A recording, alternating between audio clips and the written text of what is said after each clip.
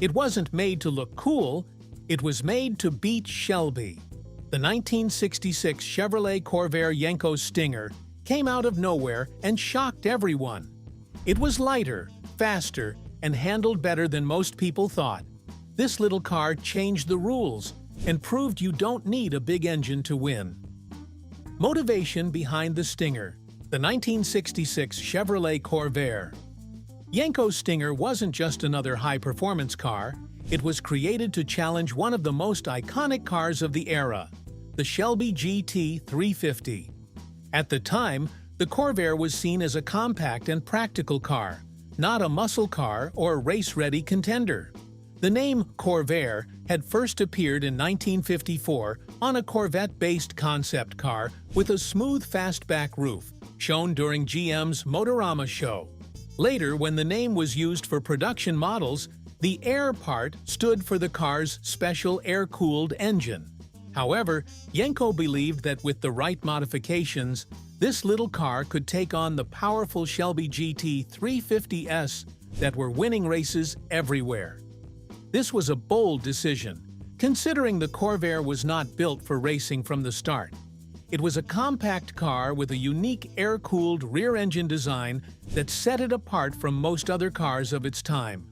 The birth of the Corvair. The Chevrolet Corvair made its debut in 1960 as a new type of compact car designed to compete with the popular Volkswagen Beetle. Unlike most American cars at the time, the Corvair featured a unique rear-engine layout and independent suspension, which set it apart. This design wasn't just about style, it aimed to provide better traction and handling, making it a practical car for everyday use. The Corvair wasn't meant to be a performance car. It was a family-friendly, economical vehicle that could appeal to people looking for something different from the standard sedans and coupes available. From the beginning, the Corvair was positioned as an affordable, efficient vehicle. Priced under $2,000, it featured an air-cooled flat-six engine that produced 80 horsepower. The rear-engine layout, while not common in American cars, gave the Corvair a distinctive silhouette. The car was spacious inside, with a flat floor that offered plenty of room for passengers. This innovative design drew attention, especially from people used to smaller, more economical foreign cars. It was larger and more powerful than many of its competitors, offering more features as well. The Corvair's design was ahead of its time, with advanced engineering that rivaled European models like the Volkswagen Beetle. Throughout its first generation, the Corvair went through a few changes, but it remained focused on its original goal, being a reliable and affordable compact car. The Corvair was sold in several versions, including the basic 500, the more stylish Monza, and the luxurious 700.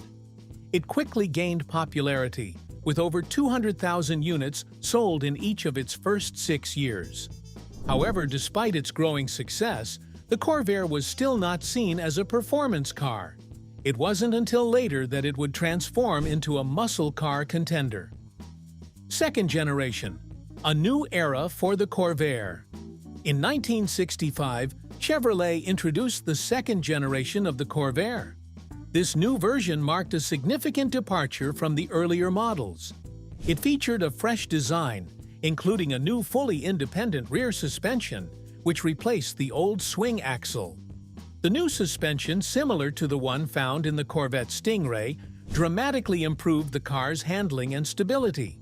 The 1965 Corvair also had a more modern look, with a sleeker body and improved features.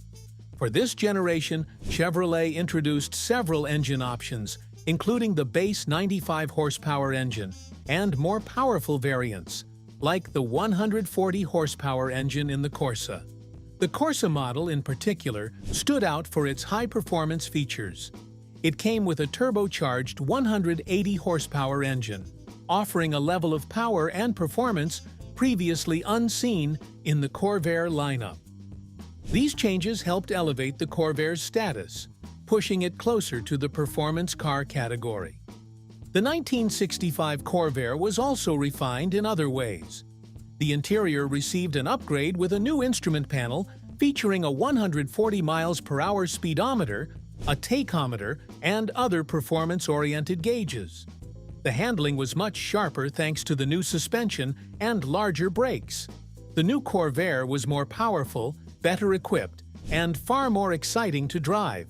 It was still a compact car, but now it offered a glimpse into what the Corvair could become with the right modifications. This was the era when the Corvair began to evolve into something more. The addition of a more powerful engine, improved handling, and a sportier look made it a car that could potentially hold its own against performance-oriented cars like the Mustang and the Camaro. However, it wasn't until later that the Corvair would take on an even more aggressive role in the muscle car world. Chevrolet's push toward performance. As the second generation of the Corvair gained traction, Chevrolet's engineers pushed the car even further toward high performance. The Corsa, in particular, became the model to watch. With its turbocharged engine, it offered a level of power that rivaled some of the best sports cars on the market at the time. The addition of 4 carburetors, larger valves, and a dual exhaust system gave the Corsa a unique edge in performance. Despite the Corvair's improvements, it was still an underdog in the American performance car scene. Cars like the Ford Mustang and the Shelby GT350 were dominating the tracks and the streets. The Corvair, with its rear-engine design and compact size, seemed like an unlikely contender in the high-performance world. But this is where Don Yenko's influence would come into play. Yenko, known for his performance upgrades on Chevrolet cars, saw the Corvair as a hidden gem. Above all, Yenko recognized the potential of the Corvair and believed that with the right modifications, it could compete with the best of them. He took the standard Corvair and turned it into something much more powerful, capable of holding its own against the likes of the Shelby GT350. Yenko's modifications, such as upgrading the engine and suspension, helped push the Corvair to new heights, making it a serious contender in the performance car world. At the time, the Corvair was not seen as a muscle car or a race car. It was a practical, compact car. But with Yenko's expertise, it transformed into a powerful machine capable of taking on the best of the best. The transformation of the Corvair into a high-performance vehicle was a bold move. Yenko's vision for the Corvair would soon make it a legend in the performance car world, showing just how much potential the car had hidden beneath its practical exterior. The 1965 and later models of the Corvair were far more than just compact cars. They were a glimpse into the future of performance cars, showcasing what could be achieved with the right modifications. The car had a unique design and an engine layout that set it apart from everything else on the road. The second-generation Corvair had the looks, the power, and the handling to compete with more traditional muscle cars.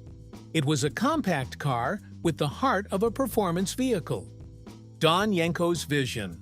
Speaking of the vision behind this concept, Yenko's goal was clear: to create a car that could compete with the Shelby GT350.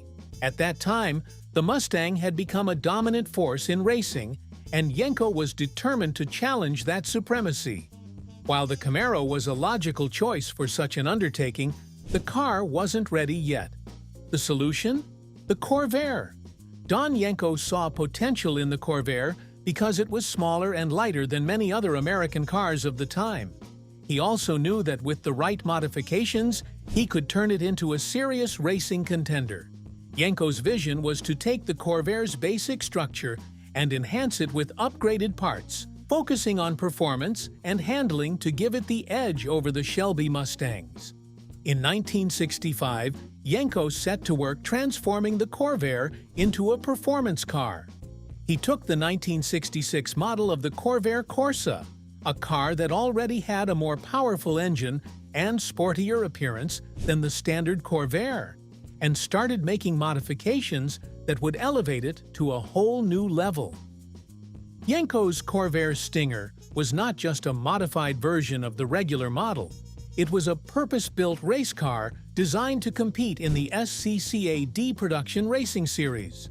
Building the Stinger, Yenko's work on the 1966 Chevrolet Corvair Corsa was a race against time. The first step was to get the cars ready for SCCA racing. He didn't just modify a few parts, he completely transformed the Corvair into a race-ready machine. With the help of his crew at Yenko Sports Cars in Canonsburg, Pennsylvania, Yenko worked around the clock to make sure the cars were ready for the 1966 racing season. They had only a short window of time to meet the requirements, and they pushed their limits to get the job done. To kick things off, Yenko ordered 100 ermine white Corvair Corsas from Chevrolet. These cars came with 4-speed manual transmissions and a 140 horsepower engine. However, this was just the base model. Yenko's team set to work immediately to turn these regular cars into something special. First, they removed the rear seats to reduce weight and give the car a more aggressive sports car appearance. Then, they installed landau panels over the C-pillars to add a touch of style and help the car stand out on the track. With the bodywork done, the team moved on to the undercarriage. The suspension was a key area for improvement. Yenko knew that a stiff, responsive suspension was critical for the Corvair to handle the tight turns and aggressive driving of SCCA racing. They installed stiffer rear springs along with Monroe double-action shocks to keep the car stable. Additionally, a Cadillac dual master cylinder was added to improve the car's braking performance, ensuring it could handle the speeds and demands of racing. Modifications for racing. Yenko didn't stop with the suspension. The engine was another area that needed serious attention. While the Corvair Corsa had a decent engine for a regular car, it wasn't enough to compete with the likes of the Shelby Mustang on the racetrack. Yenko and his team tuned the engine to give it more power, making sure the car could handle the competition. The modifications they made to the engine helped push the power up significantly. They worked on the 4 carburetors, installed moraine connecting rods, and upgraded the pistons and crankshaft. The result was a more powerful engine that could keep pace with the Shelby GT350. However, the most significant upgrades came in the form of custom fiberglass body panels and a new rear deck lid. The fiberglass deck lid featured a built-in spoiler and adjustable air scoops, making the car more aerodynamic and race-ready. In total, Yenko offered 4 different stages of engine upgrades for the Stinger, ranging from a modest increase in power to a full-on race machine capable of reaching impressive speeds. The engine modifications gave the Stinger the performance it needed to compete, and Yenko was ready to make his mark in the racing world. The Corvair Stinger was no longer just a compact car.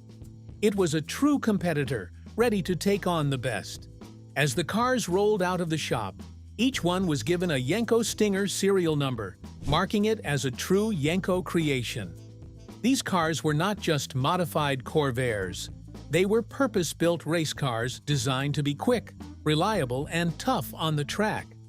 Yenko had built a car that could stand toe-to-toe with the Shelby Mustangs, and he was eager to see it perform on the track. Racing the Stinger.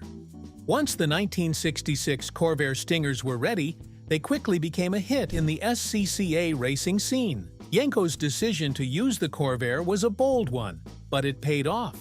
The car's lightweight construction, combined with the engine and suspension modifications, made it a formidable opponent on the racetrack. While the Shelby GT350 had the edge in raw power, the Corvair Stinger had the agility and handling to keep up in tight corners, which made it a serious contender. The Corvair Stinger raced in the SCCA D production class, which was where it truly made its mark. Drivers like Jerry Thompson, who drove for Yenko, helped bring the Corvair Stinger to national attention. In 1966, Thompson won a regional D production title and showed that the Stinger was more than just a modified Corvair, it was a force to be reckoned with. While the Shelby Mustang was the dominant force in American performance cars, the Stinger proved that smaller cars could still compete. The success of the Stinger on the track helped solidify Yenko's reputation as a skilled builder and racer.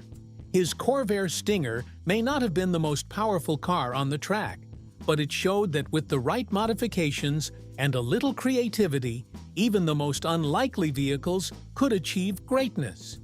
Yenko's decision to race the Corvair Stinger was a turning point in the history of American muscle cars. It showed that performance wasn't just about horsepower. It was also about handling, balance, and design. By taking a car that was originally seen as a family vehicle and transforming it into a race car, Yenko set the stage for other manufacturers to think outside the box and explore new possibilities for performance cars. Now, let's go deeper. While Don Yenko made a bold move by turning a family car into a track machine, the real power of the Corvair Yenko Stinger was in what he built into the car. It wasn't just about style or guts. Every part of the Stinger had a purpose. It was designed, tuned, and tested to win. A very special engine. Let's start with the engine. Under the rear deck lid, the Stinger packed a modified 2.7-liter flat-six engine. This air-cooled motor wasn't just pulled from the regular Corvair. It had serious upgrades. This version, known as the Stage 2 engine, produced 190 horsepower. That's a big jump from the stock engine. And that wasn't all. Here's what made it special. The Stage 2 kit added a lot of race-ready parts. It had high-compression 10.1 pistons with notched crowns. It used heavy-duty valve springs and a lightweight flywheel. It had a hotter camshaft, which helped it breathe better. Plus, it had polished crankshafts and special headers for the exhaust. All these changes helped the engine rev higher, stay cooler, and push more power to the wheels. Even better, the engine used 4 separate carburetors. That gave it better fuel flow and quicker throttle response. These upgrades made the Stinger sound wild and feel sharp. It was loud, raw, and full of energy. This wasn't your average Sunday driver anymore. Everything was upgraded. Moving along to performance, the Yenko team didn't stop at the engine. To handle all the new power, the car was given a tough 4-speed manual transmission. It shifted fast and smooth. Drivers had full control. The clutch was made stronger too, using a heavy-duty setup to handle racing pressure. A limited slip differential, also called positraction, made sure both rear wheels got equal grip. That was important during fast cornering or quick launches. Some Stingers got 3.89 rear gears for quick takeoffs, while others used 3.55 gears for better top speed. It all depended on the setup chosen by the driver or team. Let's not forget about the brakes. Stingers used front disc brakes and rear drum brakes. This was a strong combo for the time. It gave good stopping power, especially during hot laps. The brake system also had something brand new: dual master cylinders. This was the first time Chevrolet used that setup, and it became standard on later models. Handling like a true racer. Next comes the handling. The Stinger used an independent front suspension with special sway bars. In the back, it kept the Corvair's swing axle layout, but with heavy-duty parts. Shocks were upgraded. Some cars even came with Koni shock absorbers, known for their firm and adjustable feel. Thanks to the lightweight and better balance, the Stinger was quick through corners. It didn't feel nose-heavy like many muscle cars. Instead, it danced through turns, making it great for twisty tracks. It could out-handle heavier cars with ease. That's part of what made it so dangerous to rivals like Shelby Mustangs. To help with cooling, the car used an oil cooler mounted above the left rear wheel. Air scoops helped guide air into the engine bay. All of this kept temperatures low during hard races. Lightweight with purpose. Now, let's talk about the body. Every part of the Corvair Yenko Stinger's design served a goal: cut weight and boost speed. First, the back seat was removed. This turned the car into a two-seater. Less weight meant quicker moves. The rear deck lid was made of fiberglass. Some had a built-in spoiler. The front end was smoothed out and a low-air dam was added. This helped reduce drag and lifted less at high speed. Even the paint had a purpose. The first 100 cars were painted white to meet SCCA rules. Then blue stripes were added to give that race-ready look. Over time, later cars were allowed to be red or blue too.